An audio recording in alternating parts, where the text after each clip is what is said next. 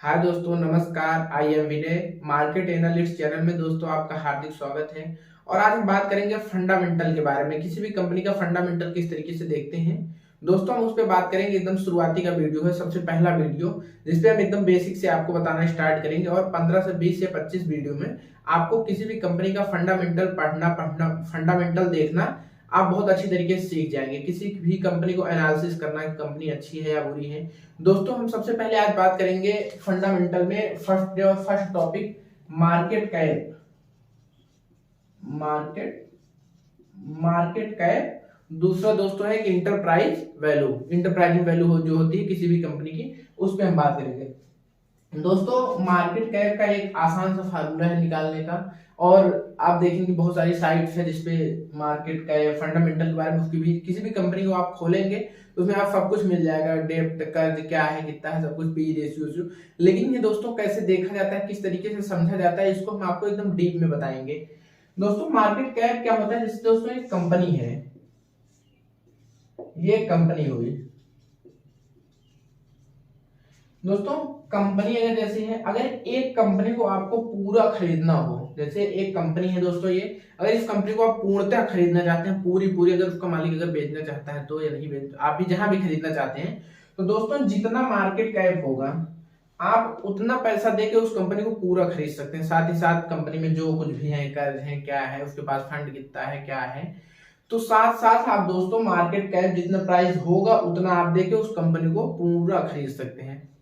अब दोस्तों market cap निकाला कैसे जाता है हम आपको ये बता देते हैं। जैसे दोस्तों ये कंपनी है, इस कंपनी ने अपने 100 शेयर इशू किए हैं। 100 शेयर इस कंपनी ने इशू किए हैं। और इसकी एक शेयर की वैल्यू है 10 रुपए। 10 रुपए है एक शेयर।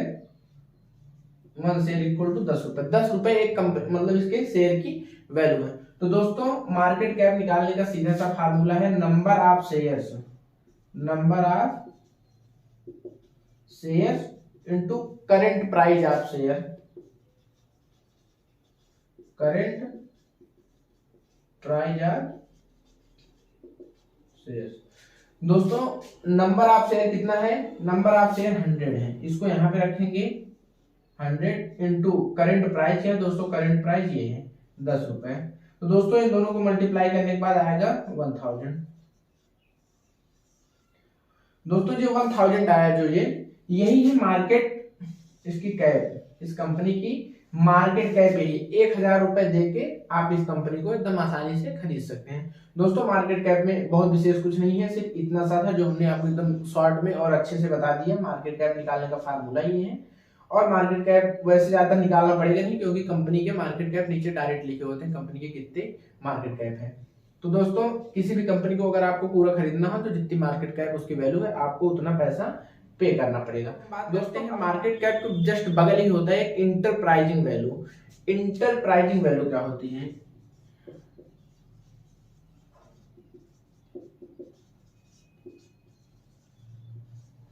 इंटरप्राइजिंग वैल्यू के बारे में सबसे पहले दोस्तों इसका फार्मूला हम देखते हैं, फिर उसको आपको हम बढ़िया उसके डिटेल में समझाएंगे। वैल्यू किसी भी कंपनी के किस तरीके से होती है, किस तरीके से निकालते हैं, हम उस पर बात करेंगे। सबसे पहले दोस्तों उसका फार्मूला हम लिखते हैं, उसके बाद फिर हम आपको समझाएंगे।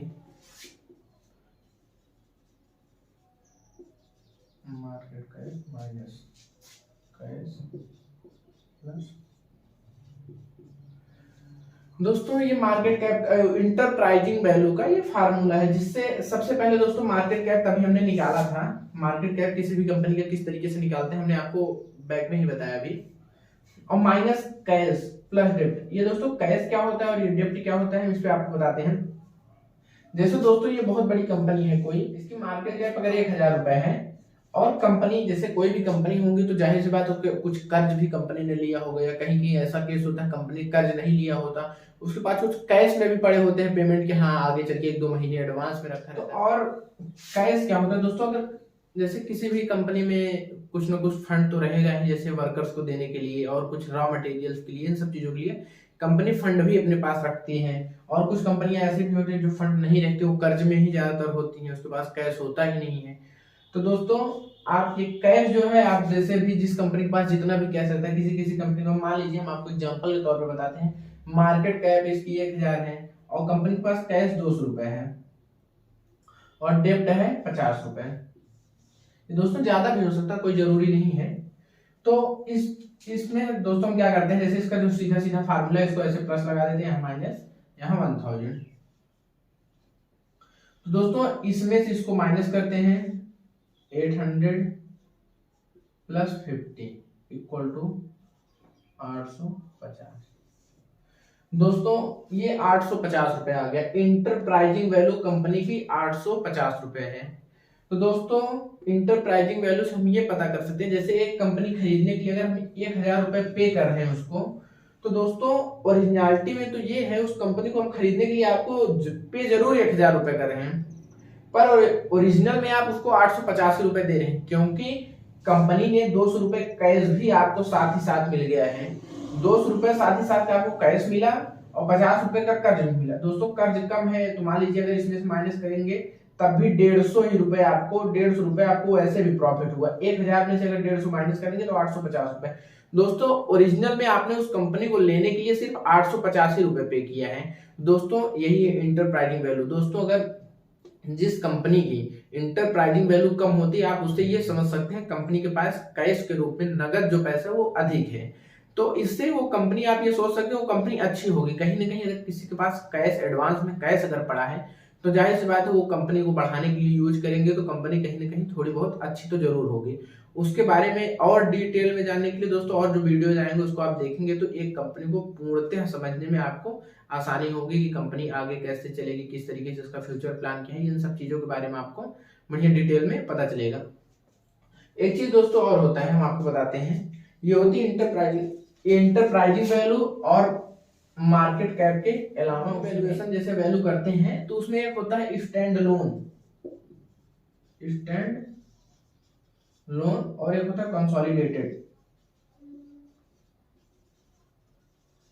एक होता है स्टैंड लोन, एक होता है कंसोलिडेटेड। स्टैंड लोन क्या होता है दोस्तों? स्टैंड लोन में क्या होता है, जैसे ये एक कंपनी है, इस एक सिर्फ एक कंपनी के बारे में ओनली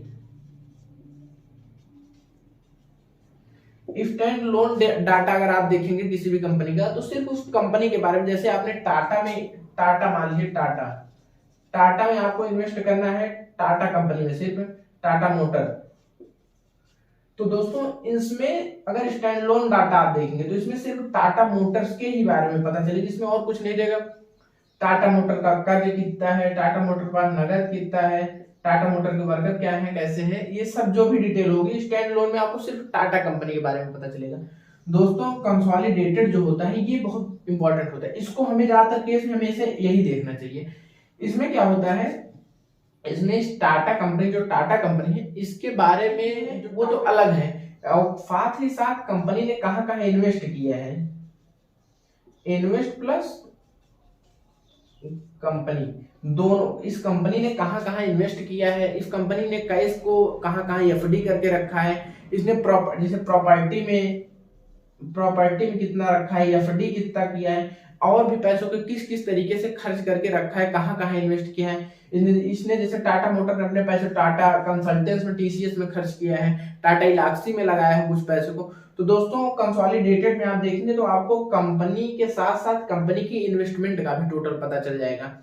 दोस्तों ज्यादातर केस में हमें ये कंसोलिडेटेड देखना चाहिए, जिससे हमें कंपनी के भी इन्वेस्टमेंट का पता चले चाहिए। हाँ कंपनी अगर इसमें कुछ लॉस में चल रही है तो क्या पता वो अपने पैसों को कहीं और अच्छी जगह इन्वेस्ट की हो। ज्यादातर हमें कंसोलिडेटेड डाटा देखना चाहिए, जिससे हमें कंपनी के साथ साथ कंपनी के इन्वेस्टमेंट का भी पता चले।